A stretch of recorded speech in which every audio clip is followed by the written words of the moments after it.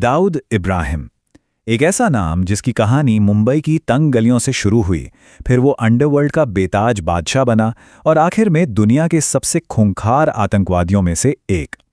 आखिर ये सब हुआ कैसे, चलिए समझते हैं। इस कहानी की शुरुआत एक बहुत बड़े विरोधाभास से होती है। सोचिए, दाऊद इब्राहिम कासकर, उसके पिता मुंबई पुलिस में एक हेड कांस्टेबल थे। जी हां, एक पुलिस वाले का बेटा। और आज उसी पुलिस कांस्टेबल के बेटे के सिर पर इनाम है $2.5 करोड़ का, $25 मिलियन।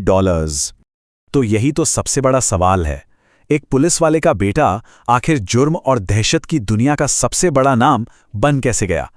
चलिए आज इस पूरी कहानी की एक एक परत को खोलकर देखते हैं। तो ये सब शुरू कहां से हुआ? मुंबई के उस इलाके से जहां की गलियां इतनी तंग हैं कि दिन में भी सूरज की रोशनी मुश्किल से पहुंचती है। जी, हम बात कर रहे हैं डोंगरी की। यही 1955 में दाऊद का जन्म हुआ। वो 12 भाई बहनों में से एक था। पिता तो थे पुलिस हेड कांस्टेबल और मां अमीनाबाई काफी सख्त और धार्मिक मिजाज की थीं। घर छोटा सा था, लेकिन शायद उसके ख्वाब बहुत बड़े थे। और देखिए, यही कहानी में एक बड़ा दिलचस्प मोड़ आता है। एक भविष्यवाणी का जिक्र होता है। कहते हैं कि सालों पहले एक पीर बाबा ने दाऊद के पिता से कहा था, तुम्हारा दूसरा बेटा यानी दाऊद एक दिन बहुत मशहूर और अमीर आदमी बनेगा। लेकिन देखिए, 1966 में सब कुछ बदल गया। उसके पिता सस्पेंड हो गए और परिवार पर गरीबी का पहाड़ टूट पड़ा।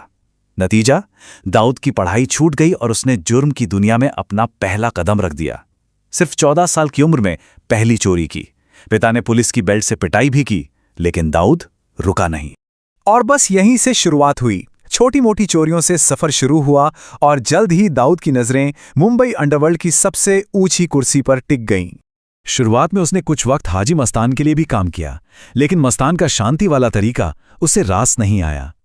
उसने एक लूट को अंजाम दिया और मजे की बात देखिए, उसके अपने पुलिस वाले पिता ने ही उसे गिरफ्तार करवा दिया। लेकिन जेल से बाहर आते ही उसने अपने भाई शब्बीर के साथ मिलकर अपना खुद का गैंग बनाया और यही गैंग आगे चलकर कुख्यात डी कंपनी बना। अब देखिए, दाऊद की बढ़ती ताकत ने उसे सीधे सीधे मुंबई के पुराने डॉन करीम लाला और उसके पठान गैंग के सामने लाके खड़ा कर दिया। और यहीं से शुरू हुई मुंबई की सड़कों पर सबसे खूनी गैंग वॉर में से एक। ये दुश्मनी निजी हो गई। ये तब और भी गहरी हो गई जब 1981 में पठान गैंग ने दाऊद के बड़े भाई शब्बीर की हत्या कर दी। बस ये वो एक घटना थी जिसने दाऊद को बदले की आग में पूरी तरह झोंक दिया। और यहां गौर करने वाली बात यह है कि दाऊद का बदला सिर्फ बेरहम नहीं था, बल्कि बेहद शातिर भी था। उसने पुलिस को मुखबिर बनकर जानकारी दी और अपने दुश्मनों को एक एक कर मरवाया। और फिर उसने करीम लाला के पूरे कुनबे को ही निशाना बनाना शुरू कर दिया।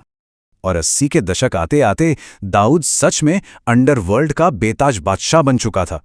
तस्करी और वसूली तो थी ही, साथ में रियल एस्टेट, बॉलीवुड फाइनेंसिंग और यहां तक कि क्रिकेट में मैच फिक्सिंग तक उसका साम्राज्य हर जगह फैल चुका था। लेकिन असली कहानी में सबसे बड़ा मोड़ तो तब आया जब दाऊद भारत से भाग गया और फिर उसका जुर्म एक नए और भी खौफनाक स्तर पर पहुंच गया। चलिए देखते हैं ये सब हुआ कैसे। बात है 1986 की, जब मुंबई पुलिस का शिकंजा कसने लगा तो दाऊद दुबई भाग गया और वहां से उसने अपना नेटवर्क और भी मजबूत कर लिया। फिर आया दिसंबर 1992। बाबरी मस्जिद विध्वंस के बाद हुए दंगों का बदला लेने के लिए उसने पाकिस्तान की ISI के साथ मिलकर एक बहुत ही भयानक साजिश रची। 12 मार्च 1993, इस दिन मुंबई एक के बाद एक 12 बम धमाकों से दहल उठी। 257 से ज्यादा बेगुनाह लोगों की जान चले गई। और बस यही वो लम्हा था जिसने एक गैंगस्टर को रातों रात एक आतंकी बना दिया। इन धमाकों का असर सिर्फ मुंबई पर नहीं, डी कंपनी पर भी पड़ा। वो 2 हिस्सों में बट गई। दाऊद का सबसे भरोसेमंद साथी छोटा राजन इसे देश के साथ गद्दारी मानता था और वो अलग हो गया। वहीं छोटा शकील दाऊद के साथ वफादार बना रहा और उसका नया राइट हैंड बन गया। और इसके बाद जो कभी दोस्त थे वो एक दूसरे के खून के प्यासे हो गए। धमाकों के बाद से दाऊद एक इंटरनेशनल भगोड़ा बन गया। एक ऐसा रहस्य, एक ऐसी पहेली जिसे दुनिया भर की एजेंसियां आज तक सुलझा नहीं पाई हैं। साल 2003 में भारत और अमेरिका दोनों ने उसे एक ग्लोबल टेररिस्ट घोषित कर दिया। 2008 के मुंबई हमलों में भी उसका नाम सामने आया। ऐसा माना जाता है कि वो पाकिस्तान के कराची में छुपा है और वहीं से वो कई जानलेवा हमलों में बाल बाल बचा है। तो पिछले 30 सालों में दाऊद एक इंसान से ज्यादा एक मिथक बन गया है। अफवाहें उड़ती हैं कि उसने अपनी पहचान छिपाने के लिए प्लास्टिक सर्जरी करवा ली है। वो दर्जनों नकली नामों का इस्तेमाल करता है और हाँ, उसकी मौत की खबरें तो इतनी बार आई हैं कि अब उन पर यकीन करना भी मुश्किल है।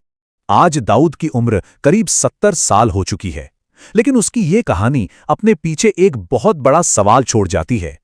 क्या मुंबई से अंडरवर्ल्ड सच में खत्म हो गया है, या फिर उसका साम्राज्य आज भी कहीं पर्दे के पीछे से चल रहा है?